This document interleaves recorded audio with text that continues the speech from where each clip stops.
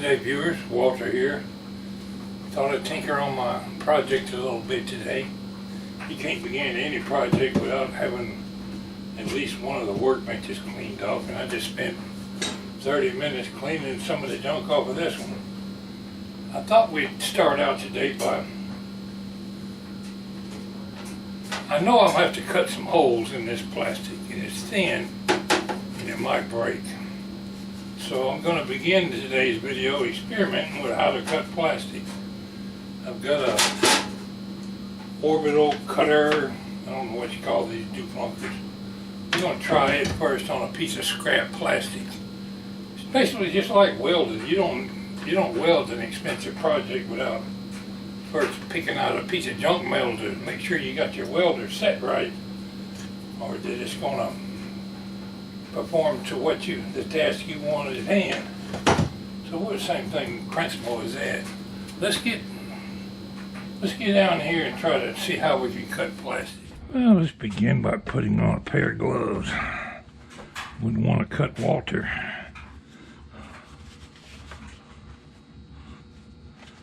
I got a hunch this is going to be too rough of a device to cut with, but I could be wrong.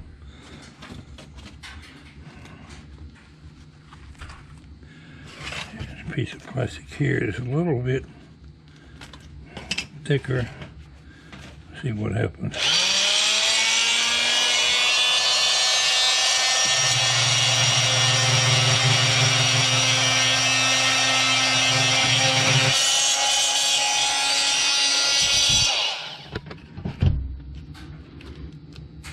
Well, it sort of melted its way through there, but it did the trick.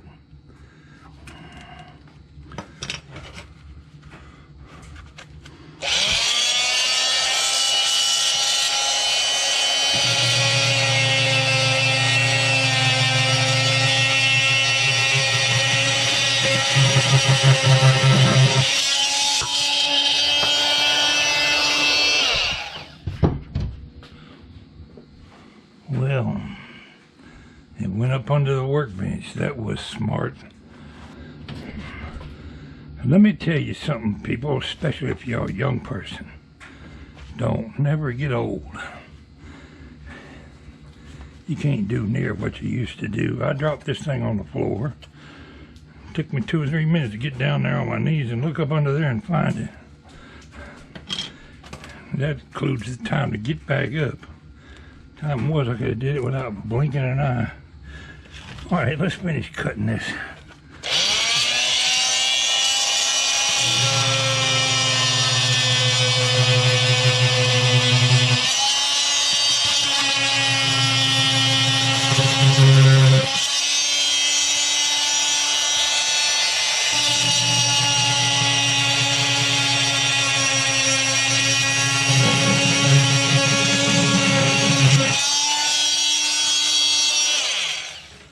Okay, it's a little rough, but I definitely cut out a section. Unless I come up with a better idea, that's what we're going to use. I got more types of blades with this oscillating cutter down there, but that seemed to work all right. And what we're going to be doing, as soon as I figure out what size and where, we're going to cut a hole in the bottom of this thing. Where's my camera?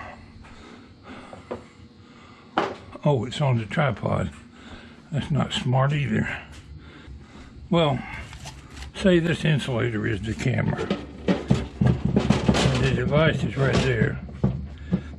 The mount for the camera is going to be right here onto the tripod. So the camera occupies the space there. You let it down, it's going to be hinged right here, hopefully. There's going to be a hole cut out here so that you can raise this thing up. Now I don't need to go any farther than 90 degrees right there. I might not need to cut near as big a hole as I thought I was going to have to cut. We'll begin by cutting a hole just big enough for the lens. I can always make it bigger, but I can't make it smaller once I got it all chopped up. Basically, the hole's going to be right in the center. Move over here, White. No, I can't move the white, I can move that.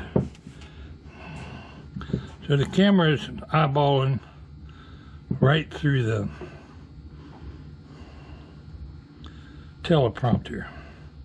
Remember, on the other side there's a piece of glass. And one of my viewers thought this thing had to be backlit, but I don't believe we're going to backlight anything because I want it totally dark in there.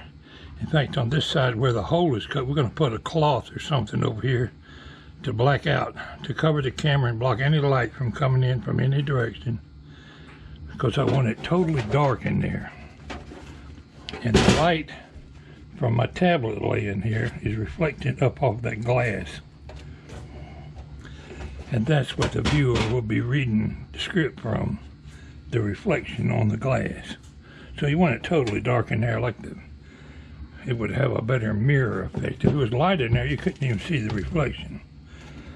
Hope I'm not overcomplicating this explanation. I've already decided that 90 degrees on this right there puts my glass at about 50 degrees. I can vary it one way or the other. So the camera's mounted there, we're eyeballing through there. I could make it permanently at 45 degrees and never have to move it. Why would I want to hinge it? I was thinking before that you had to let it right down over the camera, but that ain't so. We just need a hole big enough for the lens on the camera, providing I'm close enough. We don't want to see any of the teleprompter in the surrounding areas of the image we're looking at, that the camera is looking at. All the camera is going to see, all we want the camera to see, is the person we're videoing. There we go, overcomplicating things. Before I actually cut the hole, let's do some work on the board. Where did I put the board? Once I completely get this thing cut out and bolted together, assembled, I could wind up off balance with a weight. I would rather cut this hole on center, but I don't know where the center of gravity is going to be. We can always add weights to one end or the other to make it balance, so I'm not too concerned about that. We counterbalance something, I mean. You'd be surprised how many times during my career with the railroad, when I went to inspect a load that was loaded improperly. Say you got a customer that loaded a big, huge cement structure. Well, he's got 70% of his weight on this side of the flat car, 30% over here. So it's making the car lean like that. Can we ship that to Mr. Mississippi, Mr. Parsons? No, sir, you can't. What do we got to do to get it there? I said, you got to put 20,000 pounds over here on this side, a counterweight. Bring that load back to level. Any real car's got to be balanced like that. If you got all your weight on one side of the car, I've seen them actually turn over. Same principle. So I've marked off a hole here where I want to make a hole. I've decided, a lot of people I've seen on these teleprompters build a big structure on there. I'm thinking all I got to do is cut a hole in there. Take the camera off here real quick. This board is a little less than the thickness of my tripod, but we're going to sit it, cut the hole out. Well, I'm explaining it wrong. This is in the top of the tripod. So when you let it down, it's going to actually fit over this bracket. Oh, you'll see when I do it, hopefully. Then we'll wind up with a play, too much play. We'll come out with a bracket or something to make it work. So right now, look, we just want to cut this hole out. I know I spent 10 minutes explaining a 2-minute job. I apologize for the background noise. There's a clothes dryer running in the background. And we're fixing to have a saw running, so I'm explaining in advance what I want to do here. I'm going to cut a hole, drill a hole in that big hole, fit it on this scroll saw over here, and saw that hole out. I'll take the blade off to get it fit through the hole. That'll take a minute.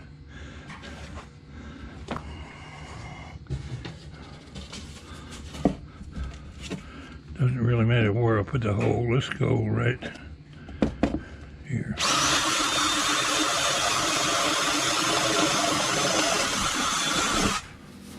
Now, as I do this project, there's always a possibility I'm going to goop up. So you get the opportunity to say what a dummy he is. Today we're going to saw out that hole. Let's start. Oh, it helps turn the switch on.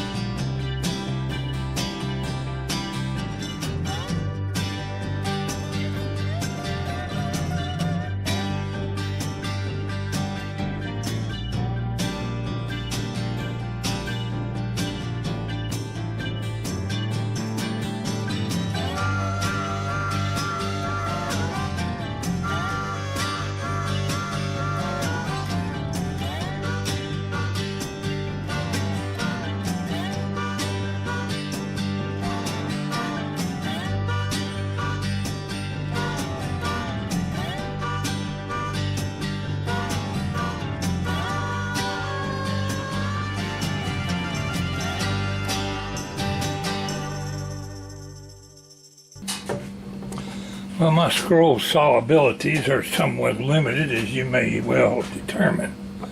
But we got the hole cut out. Now I have to disconnect that blade. We'll see if my device is going to fit. I got to design this board to fit that tripod. And it fits right over there, but it's not even here. This got a lot of slop in it. So I need to cut a wooden shim to bring this level up to the level of that, or I can put some braces or glue or something in there to get rid of this play right here. A metal clamp screwed on there would probably be better, but right now we're going to try a piece of wood.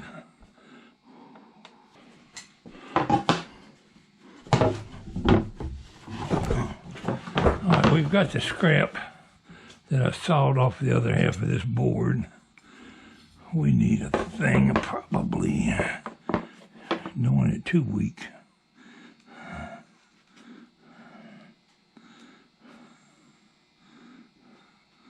Let's go a full 6 inches. Basically, we're just going to try and try again until we get something that'll work.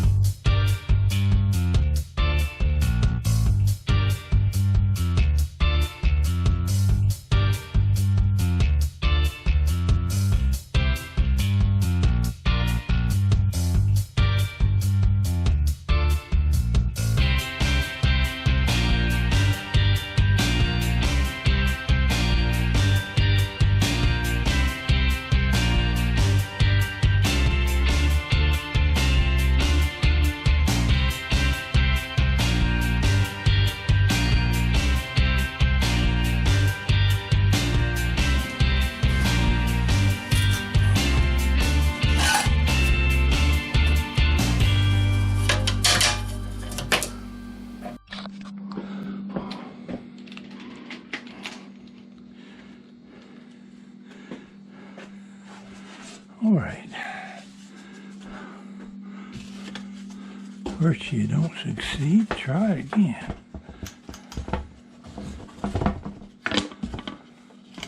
Hope that fits. Oh yeah, I got plenty of room.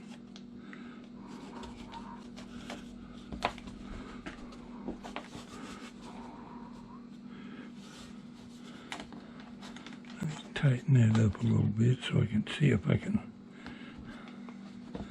get the camera on there. Oh, we get it on there if I have to sand the whole doolally down. I need a brace on this end. A clamp would work.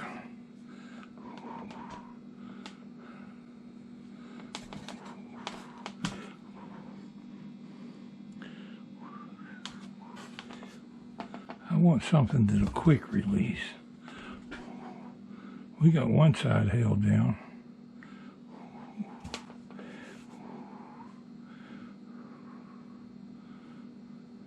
Time to do some more thunking.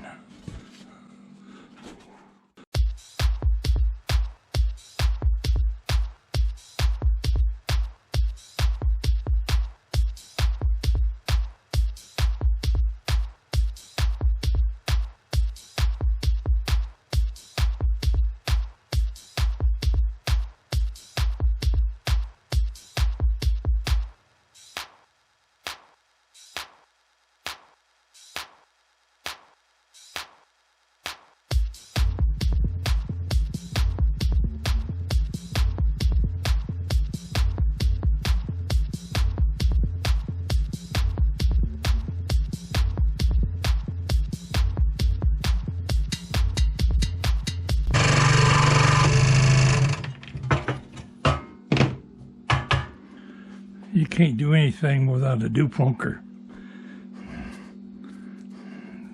I'm going to call that a doflunker. We're going to drill a hole right through the doflunker. Would you drill a hole in the doflunker if you had to?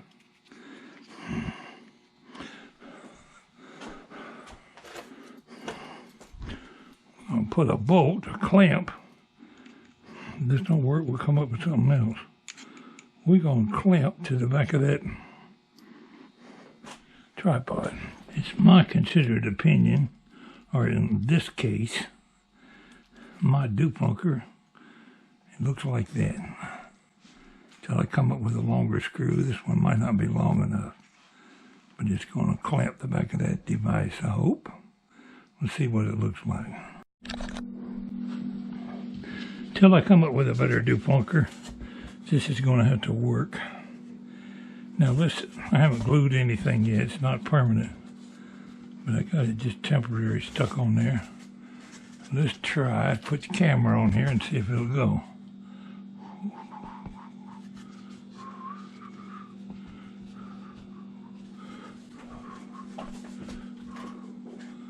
Well, let's put the doflunker on there first. See, the assembled doflunker, which needs some improvement, is hooked on the back of the tripod. And pretty well snug already. My screw is almost too short. Now, watch it make a liar out of me and not hook up to the camera.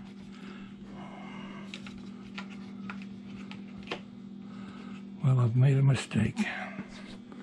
Can't do the thumb screw.